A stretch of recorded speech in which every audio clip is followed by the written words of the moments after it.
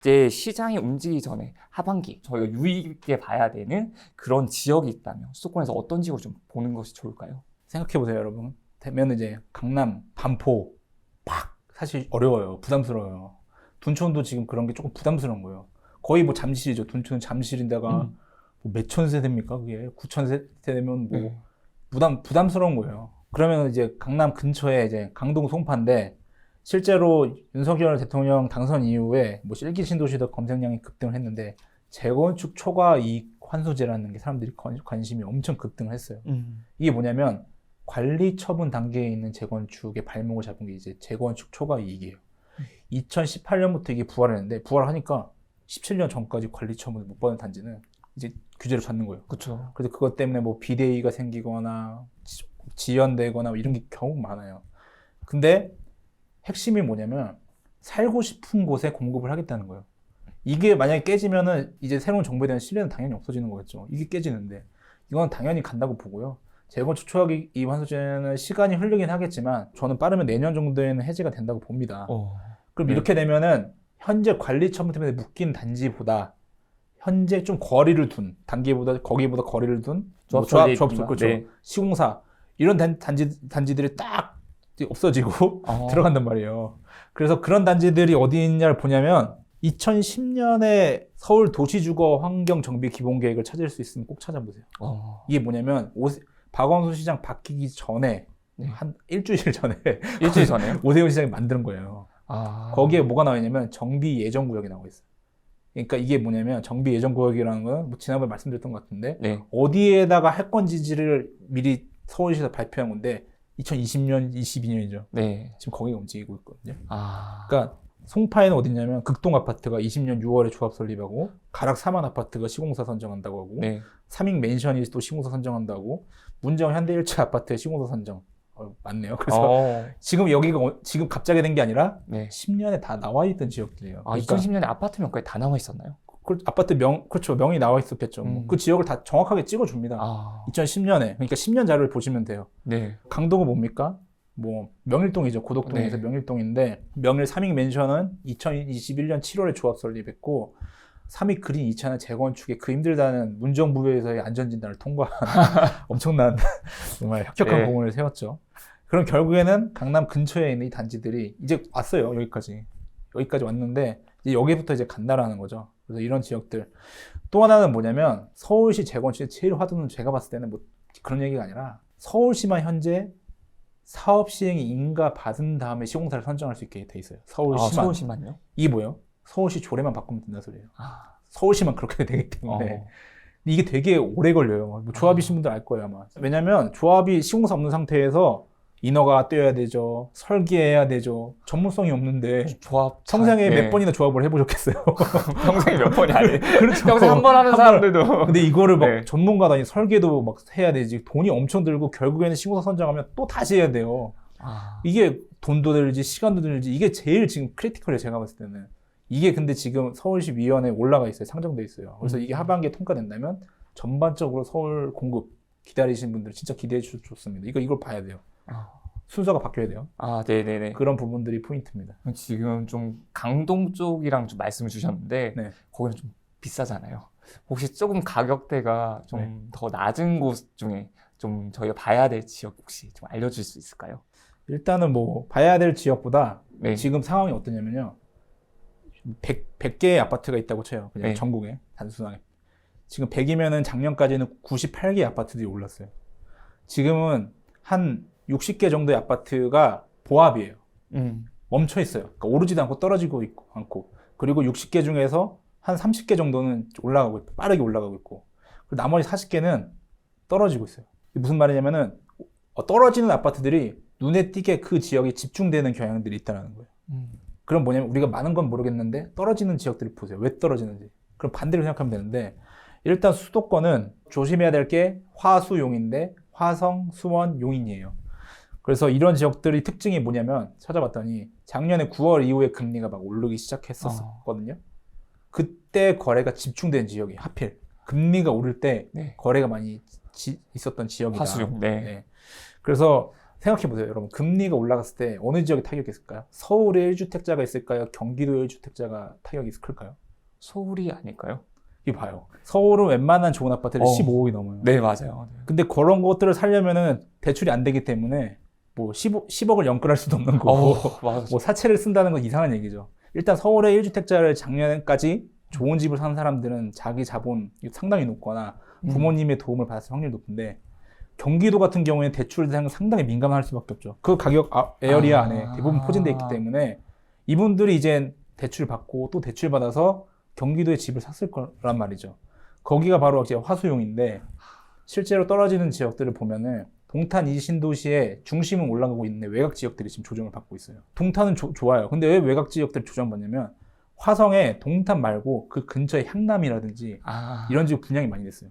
그러니까 유동성이 예전에 동탄만 개발할 때는 유동성이 동탄에 몰렸는데 분산이 되기 시작했어요. 그러니까 거기까지 미칠 여력이 조금 이제 소진된 거예요. 맞아요. 동탄 이름을 붙이고 나는데 동탄 생활권에서 좀 멀리 떨어진 곳들이 많았더라고요. 네, 맞습니다. 그런 지역들로 유동성이 흩어져 있다는 얘기고, 수원, 용인에 떨어지는 아파트들은 뭐 신촌은 견고한데 15년에서 25년 된 그냥 재건축 호재도 없고 그런 아파트들이 떨어지고 있는데, 용인 같은 경우에는 수지구하고 이제 기흥구가 있는데, 네. 기흥구가 더 앞으로 더 좋습니다. 기흥구가 더 좋아요? 기흥구 같은 경우에는 뭐 수지구도 좋긴 하지만 기흥구는 완전 강력한 개발 호재, 기흥 역세권 개발이라는 게 있어요. 이게 이제 GTX와 연계돼가지고 실제로 도면까지 이제 지구 단위까지 나왔기 때문에 수도권 북부를 개발시켜야 된다는 거는 수도권 남부에 이미 털을 잡고 유동성이 많다는 소리거든요. 거기에 이제 가장 큰 규모 중에 하나가 바로 기흥 역세권 개발이에요. 그리고 여전히 투자 심리가 살아있다고 말씀드렸고, 그런 부분들이 오히려 이제 용인의 수지와 기흥구가 이제 거의 레짐 체인지가 될 것으로 전망이 됩니다. 이게 좀 위상이 바뀔 수도 있다는 이야기네요. 네. 그럼 반대로 올해 가장 좀 조심해야 될 곳, 지금은 좀 좋은 곳을 말씀 주셨는데 올해 가장 조심해야 될 곳이 있을까요? 과도기라는 말을 꼭 명심해둬야 되는 게, 지금 중간에서 파열음이 날 수 있는 게, 지금 비조정 대상 지역 아닌 지역들이 되게 손에 꼽아요. 제가 깜짝 놀란 게, 비조정 대상 지역 치니까 정말 몇 개 안 돼가지고 인터넷 카페, 아마 여기 카페에도 있을 거예요.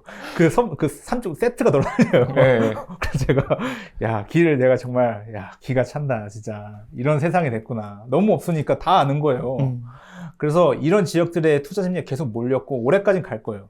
왜냐면 이들의 장점은 주택수에 포함 안 되고 뭐 양도세나 이런 거 다 포함 안 되는데, 이런 지역들은 희소성이 있는 거예요. 근데 이런 지역들은 그저 비규제 지역이라는 이유만으로 인기가 있었어요. 올해까지는 풀기 쉽게. 근데 만약에 뭐 내년부터 조정 대상 지역은 이제 대체로 해제한다, 혹은 뭐 집값이 정말 많이 떨어져서 그런 확률이 없다고 보지만 어떤 특정 지역에 지금 집값이 떨어진다고 했어요. 그런 지역들이 정말 많이 더 빠져서 조정 대상 지역 해제 기준이 충족할 수가 있잖아요. 네. 그러면은 뭐예요? 비규제 지역의 희소성이 없어지는 거예요. 좀 더 좋았던 곳에서 이제 해지가 돼버리면. 그렇죠. 그러면은 뭐 다 예를 들면 좀 극단적으로 해서 다 그냥 없어졌네. 그러면은 사실 비규제 지역이라는 게 입지가 좀 떨어지는 지역들일 수도 있고, 뭐 시행사나 시공사도 분양가대로 받았을 것이고, 이런 부분 인기가 시들어질 수 있단 말이에요. 그러니까 이런 거는 올해까지가 유효 기간이다. 이렇게 볼 수 있겠습니다. 이제 지방을 좀 안 여쭤볼 수 없을 것 같습니다. 지방 중에는 또 어느 지역을, 어디를 좀 관심 있게 보면 좋을까요? 지방은 두 가지예요. 그러니까 수급 여건이 양호해야 되고 지역 기반 산업이 호황, 이 두 가지가 받쳐주면 상승인데, 뭐 꼽아보면은 쿠팡, 물류 업체들이 지금 물류 센터를 새로 짓고 있는 곳이 어디냐면 충청권의 물류 산업단지예요. 네. 왜냐하면 수도권 규제는 너무 심해서 땅값도 비싸고, 그리고 가급적 지방을 지금 생각해보세요. 공정, 수도권에 투자라고 하겠어요? 정부에서 지방의 대기업이 투자라고 하겠습니까? 지방으로 하겠죠. 그럼 지방 어디로 가겠어요? 그래도 서울에 쪽이면 그렇죠. 물류면 더욱더 어디요? 충청이 가잖아요. 딱 보면 답이 탁탁탁탁 이렇게 나오잖아요. 그래서 그런 부분 충청권에 몰리고 있고, 바이오 산업, 그러니까 뭐 LG 에너지 솔루션, 셀트리온 다 어디냐면 오송 오창에 있어요. 뭐 기사도 흥미로운 거 봤는데, 그렇게 청주에 젊은이들이 몰려 있다. 그게 뭐냐면 그쪽에 생기고 있어요. 충청권. 일자리가 좋아지고 있다는 거죠. 네. 뭐 그런 내노라는 일자들. 또 하나는 이제 반도체 난 때문에 SK 하이닉스에서 뭐라고 했어요? 용인 반도체 클러스터 유명하죠. 뭐. 근데 거기 또 있는데 지금 거기다 조성을, 토지를, 땅을 닦고 하려니까 너무 시간이 없다는 거예요. 반도체 수급난이 계속되다 보니까 결국에 할 수 있는 건 뭐예요? 기존의 반도체 클러스터에다 하나 더 짓는 거예요. 아, 기존에 있는 공장이 있는 곳에서. 네, 그래서 청주 테크노폴리스에다가 거기에 SK 하이닉스가 있으니 거기 추가로 짓겠다는 얘기도 나오고 이래나 저래나 뭐겠습니까? 공정의 화두와 더 내려갈 수는 없고 충청권이죠. 예, 그런 부분들이 충청권에 특히 대기업들 여러분들 주식 하시는 분들은 그 주식도 하는 것도 중요한데 그 기업 본사가 어디 있는지 공자가 어디 있는지 찾아봐야겠네요. 찾아보면 지도에 바로 나오니까 여러분들 그런 것도 있어요. 과자 같은 거 좋아하시죠? 네. 과자 같은 거 보시면 저는 그거 봐요. 그 일을 하면서 과자 좋아하기 때문에 과자의 제조원 공장이 있어요. 진짜 조그맣게 써여 있는 네, 그거 보시는 거죠. 어디서 이렇게 요즘에 핫한 과자가 많이 나오나? 그럼 원주, 뭐 네. 청주, 창원 이런 데 있어요. 그거 하는 산업단지. 네. 그런 거 보세요. 그러면은 오히려 더 요즘에 여러분이 드시는 게 핫한 과자겠죠. 그 과자 어디서 만들어내고 있는지. 결국엔 그런 겁니다. 데이터를 좋아해서 그런지 어떤 것들이 데이터를 연결을 시키시네요. 그러니까 약간 병이죠. 지금 수급 요건이 좀 괜찮은 곳은 어디가 될까요? 수급 여건이 이제 괜찮은 곳은 지방은 일단은 그거예요. 보세요. 공급자 입장에서 봤을 때는 집값이 떨어지고 있는데 짓겠습니까? 집값이 오르고 있는데 짓겠습니까? 오르고 있는 곳이 분양가를 더 많이 받을 수 있지 않을까요? 그렇죠. 여러분 지방을 보면 계속 올랐어요. 3, 4년 동안. 일단 그런 지역에 공급이 많았겠어요? 적겠어요? 많았겠죠. 네. 그러면 그런 지역이 오히려 반대로 생각하면 공급이 이제 좀 많아지지 않나? 반대로 계속 떨어졌어요. 근데 그 지역은 건설사가 공급 안 했을 거 아닙니까? 네. 거기를 봐야 되는 거예요. 공급이 없으니까. 그래서 제가 하는 일도 그런 것이었고, 그것이고, 이제 전라도 광주예요. 광주광역시. 광주광역시가 그동안에 소외받던 곳이었는데, 이제 거기가 이제 본격적으로 공급이 없었기 때문에, 이제 상승할 준비가 됐고, 거제도 마찬가지죠. 거제도 지금이야 좋다고 하지만 2, 3년 전에 안 좋은 일이 많았잖아요. 네, 조선이 너무 안 좋았어가지고. 네. 그럼 뭐예요? 공급 안 했을 거 아닙니까? 네. 그럼 뭐예요? 다시 지금 조선은 회복되죠. 거기가 공급이 없기 때문에 거기에 여백이 있는 것이고 또 거기가 올라간다. 또 KTX가 연결된다고 하니까. 그렇죠. 이제 연결을 시켜서 바로 연결시켜서 네. 안에서 다 되죠. 이 안에서 다 해결되는 겁니다. 혹시 대구 같은 경우는 네. 시장이 좋다 보니까 공급이 좀 과잉 공급이 됐던 것 같아요. 맞죠. 네, 그런 지역은 좀 어떻게 봐야 될까요? 보시면은 가격에 있어서 대구는 부산 다음으로 인구가 밀도가 높은 곳이에요. 그렇기 때문에 이것도 주식시장이랑 비슷해요. 사람들이 다 기피할 때 운동량이 이제 남아있게 되는 거예요. 보시면 미분양이 많잖아요. 그럼 뭐예요? 통장 안 쓰고 내가 제일 좋은 층 가져갈 수 있는 부분이에요. 이렇게 보시면은 대구의 과거와 현재는 달라요. 대구가 정말 예전에 정말 악명을 떨쳤던 게 2008년, 9년에 중공업 미분양이 대구가 제일 많았어요. 중공업 미분양이 악성 미분양이죠. 네. 그래서 그때 대구 KTX 역만 내리면 온통 다 대구 그 홍보 문구 그때는 못 내려. 근데 지금 그런 시절은 아니에요. 왜냐면 그때 잘못했던 게 너무 대형 평형 초고급을 8호 초가 아파트를 120% 비싸게 했어요. 대구에다가. 비싸게 분양했군요. 네. 근데 그런 학습 효과는 이제는 있었기 때문에 가격을 보실 때 어느 정도까지 떨어져야 되냐 보시면 되냐면 제가 조사를 해보니까 3% 정도예요. 그러니까 고점 대비 어떤 평균의 가격이 3% 정도 떨어질 확률이 10%밖에 안 돼요. 그 이상은 거의 90%의 분포에서 1%, 2%, 2% 왔다 갔다 해요. 5% 이상 떨어질 확률은 5%밖에 없어요. 네. 그러니까 정말 극단적인 지금은 아니지만 아까 제 서두에 말씀드렸어요. 그걸 기억했어요. 한 3% 정도 지금 고점 대비 떨어진다. 그리고 너무 안 보고 있다. 그러면 당연히 이제 가야 되는 부분들이. 그래서 오히려 이런 부분들은 이제 타이밍을 이제는 재벌시 타이밍이 됐다. 사람들 아무도 안 보지 않습니까, 지금? 근데 아마 많은 분들이 생각할 때 아직까지도 더 떨어질 곳이 남았다라고 생각을 하는 것 같아요. 왜냐면 지금 2022년인데 2023년도 공급이 많고 2024년도 공급이 많다 보니까 좀 위험하다고 생각을 하시는 것 같아요. 맞아요. 그렇게 볼 수 있어요. 그래서 그렇게 해서 대부분 보기 때문에. 네. 그래서 더 안 보는구나. 더 안전하게 갈 수 있고, 대구의 특징이 뭐냐면, 네. 부산이랑 다른 게, 부산은 한 번 타면 2,000, 3,000세대예요. 대구는 크레인이 엄청 많이 올라가 있거든요. 네. 300, 500, 700, 약간 아기자기해요. 횟수가. 그러니까 한 곳에 빵! 이게 대구에서는 별로 없어요. 부산은 한 번에 빵! 하는데. 네. 그래서 그런 부분들이 좀 이제 공급에 어느 지역에 훅 들어가는 아주 잠기는 그런 현상을 좀 막아주는 그런 특징이 있습니다. 특히 실거주 하시는 분들한테는 오히려 좀 좋은 기회가 될 수도 있겠네요. 말씀하신 새 아파트를 내가 원하는 동층을 골라서 들어갈 수도 있는 기회가. 제가 2010년에 이제 김포 한강에 이제 분양을 했었어요. 네. 2010년에. 제일 무이모양이 많았던 곳. 네. 그때 쳐다보도 안 보고 진짜 사람들이 안 와요. 왜냐면 뭐 자리도 못 찾아. 한강 신도시가 아무것도 안 보이니까. 아무것도 없으니까. 그때 강남 사람들 김포를 제일 많이 샀었어요. 강남 사람들 아무도 안 샀어요. 네. 뒤에 또 더 자세히 말씀드리겠지만 그런 거예요. 아무도 안 보고 할 때. 점점점 퇴색에 짙어질 때 가장 힘 안 들이고 그런 부분들이 이제 아마 이 영상이 훗날까지 남아있을지 모르겠는데 남아있어야죠.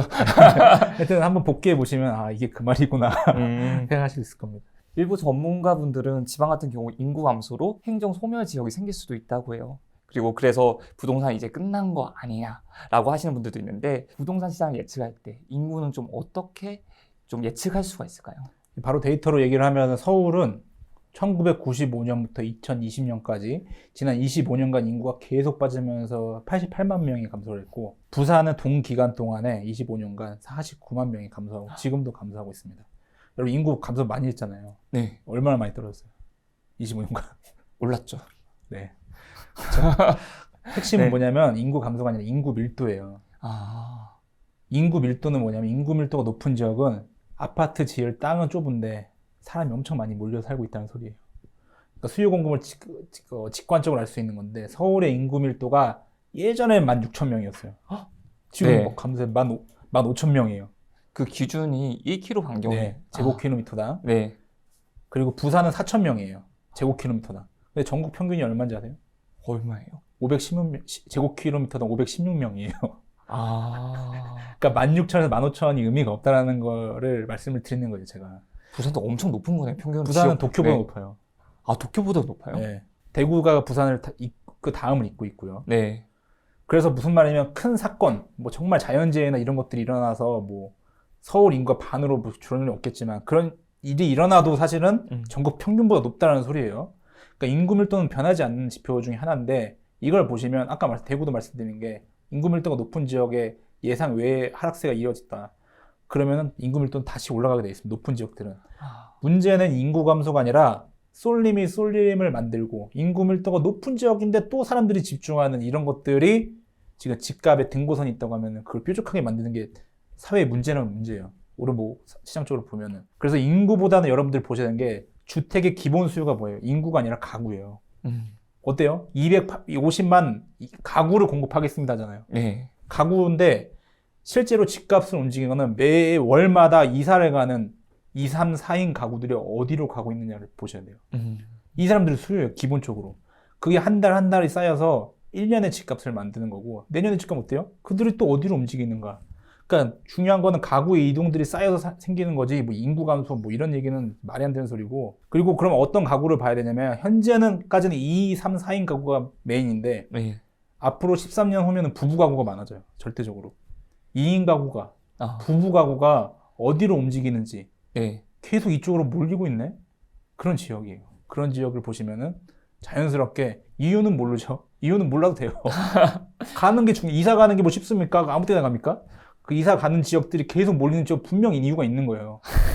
생각하는 건 전문가의 일이고 우리가 하는 것은 그것을 포착하는 거죠. 이제 그래서 부부 가구가 어디로 가는지 그걸 유심히 보시면 도움이 될 겁니다.